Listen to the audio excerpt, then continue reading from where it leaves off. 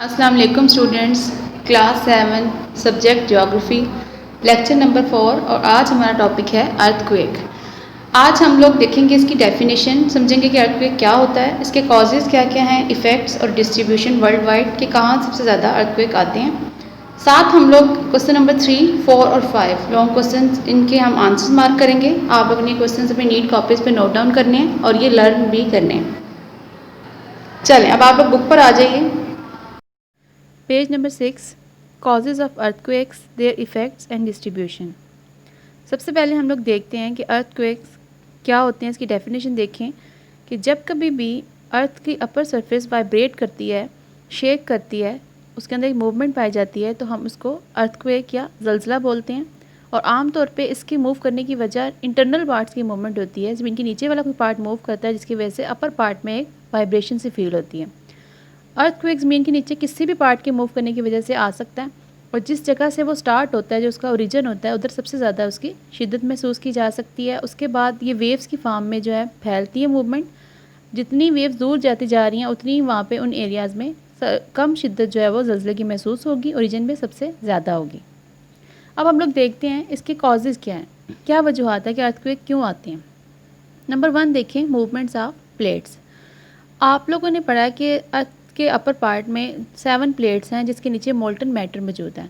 अब molten matter क्योंकि semi solid है, तो उसके अंदर थोड़ी सी मूवमेंट पाई जाती है। जब वो मूव करते हैं रॉक्स, तो ऊपर वाली जो प्लेट्स हैं वो आपस में कोलाइड कर जाती हैं। आपस में स्ट्राइक करने की वजह से आपकी अर्थ की जो अपर सरफेस है वो वाइब्रेट करती है और हमें अर्थक्वेक फील होता है। सेकंड इसकी रीज़न है वॉल्केनिज्म। अर्थक्वेक समटाइम एक सेकंड रीज़न की वजह से आता है, इसको वॉल्केनिज्म बोलते हैं। ऐसा होता है कि ज़मीन के नीचे जो हॉट सेमी सॉलिड मैटर मौजूद है, वो समटाइम ज़मीन को फाड़ता हुआ बाहर आ जाता है लावा की फॉर्म में। जब तक वो ज़मीन के नीचे होता है उसे मैग्मा बोला जाता है।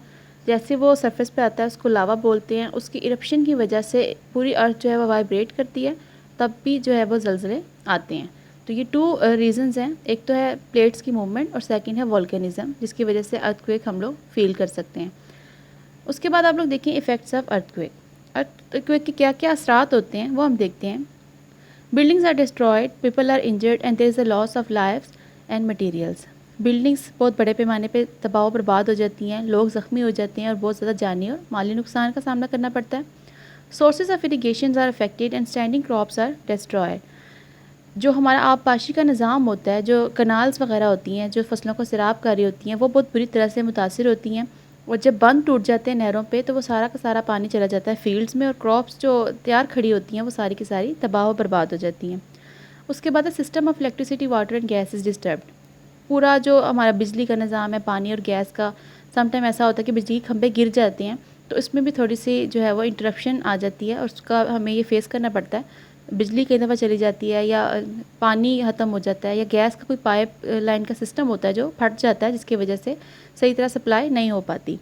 Sometimes there is a fire due to electricity and gas problem. और सेकंड जो इसी की रीज़न आगे वजह बनती है, वो ये है कि बिजली के खंभे गिरने से समटाइम आग भी लग जाती है, और गैस की वजह से भी आग का लगने का खतरा होता है।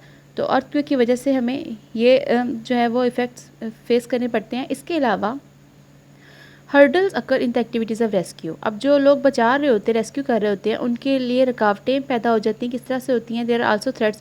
रोड्स वगैरह अक्सर आपने देखा ब्लॉक हो जाती हैं। ज़लज़ले में कई दफ़ा ऐसा होता है कि जब ज़मीन के ऊपर पार्ट मूव करता है, तो कोई तोदा जो है वो आके गिर जाता है, या रोड का कोई पार्ट जो है वो ब्रेक डाउन हो जाता है, जिसकी वजह से रेस्क्यू का जो काम है वो मुतासर होता है, उसमें रुकावट आ जाती है। There are also threats of flood. इसके अलावा सैलाब की भी वार्निंग जारी हो जाती है, सैलाब आने का भी खतरा होता है। Facilities of transportation are disturbed after the destruction of the bridges and roads.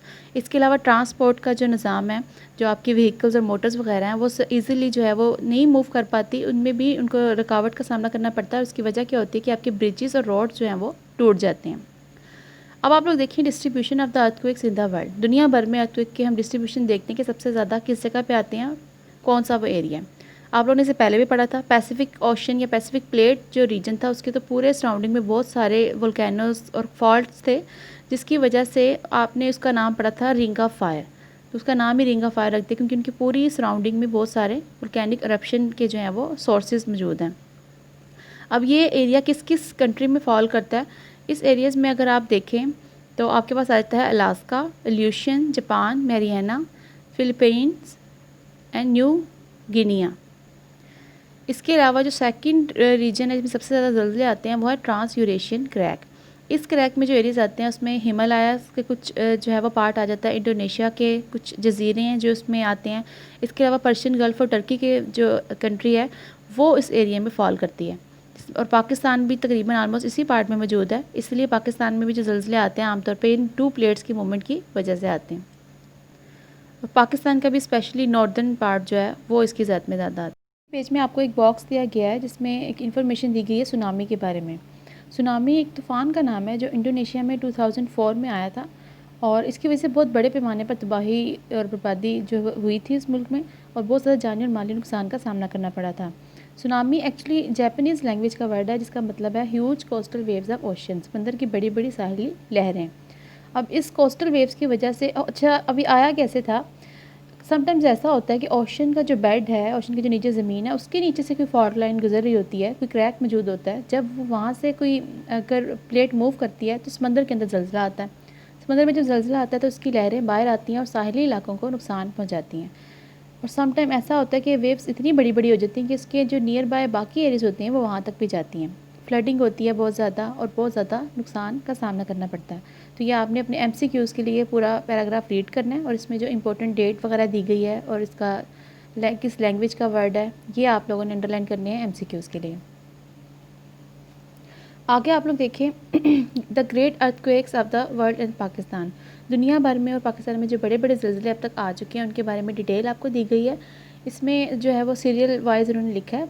ये सीरीज़ उन्होंने लिखी है शिद्दत के हिसाब से, सबसे ज़्यादा जिसमें शिद्दत का आया उसको सबसे ऊपर रखा है।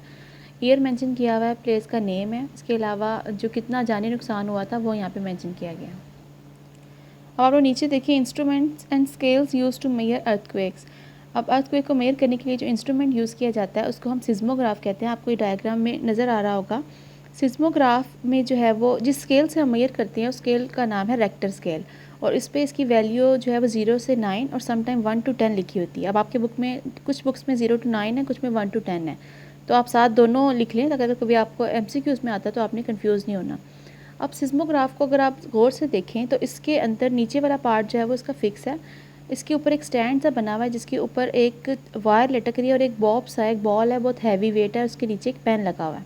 नीचे एक पूरा रोल सा बना है, जैसे टिश्यू रोल होता है इस तरह से पेपर को रोल किया हुआ है। जैसे ही अर्थक्वेक आएगा ये नीचे वाला जो फिक्स पार्ट है इसके अंदर वाइब्रेशन पैदा होगी, ये मूव करेगा, जिसकी वजह से जो ऊपर हैवी सा वेट लटकाया हुआ है जो बॉल सा नज़र आ रहा है वो मूव करेगा।